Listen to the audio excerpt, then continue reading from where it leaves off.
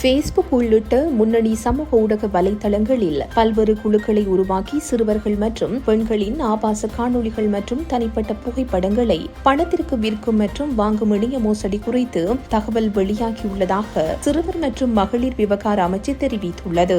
இந்த நிலைமை தொடர்பில் அமைச்சின் முழுமையான கவனம் செலுத்தப்பட்டுள்ளதாகவும் பெண்கள் மற்றும் சிறுவர்கள் பாதிக்கப்படுவதை தடுப்பதற்கு தேவையான துரித தலையீடுகளை மேற்கொண்டு வருவதாகவும் அறிவிக்கப்பட்டுள்ளது.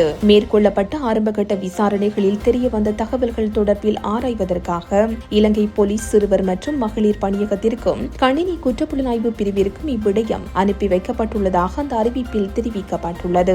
இந்த மோசடி குழுக்களை சோதனையிட்டதில் போலி கணக்குகளூடாக தமது நெருங்கியவர்கள் மற்றும் குடும்ப பெண்களின் புகைப்படங்கள் மற்றும் காணொளிகளை இவ்வாறு விற்பனை செய்ய முயற்சிப்பது தெரிய வந்துள்ளது. இந்த குழுக்களில் பெரும்பாலானவை வெளிநாடுகளில் இருந்து செயற்படுத்தப்படுவதும் கண்டறியப்பட்டுள்ளது.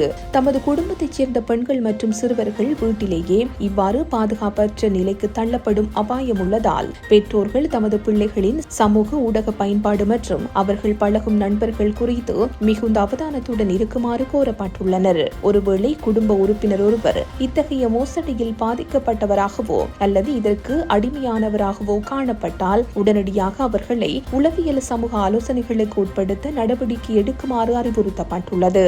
இதன்படி இவ்வாறான சட்டவிரோத செயல்களில் இருந்து பாதுகாத்துக் கொள்ளவும் உரிய சட்ட உதவிகளை பெற்றுக் கொள்ளவும் சிறுவர் மற்றும் மகளிர் விவகார அமைச்சினால் 1938 மற்றும் 1929 ஆகிய கட்டணமில்லா உதவி தொலைபேசி இலக்கங்கள் அறிமுகப்படுத்தப்பட்டுள்ளன.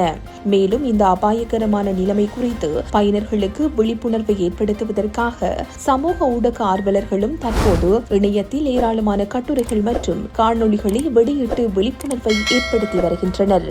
இந்த செய்தி உள்ளிட்ட மேலதிக விரிவான செய்திகளுக்கு www.behindmenews.org என்ற எமது இணைய பக்கத்தினை பார்வையிடவும்.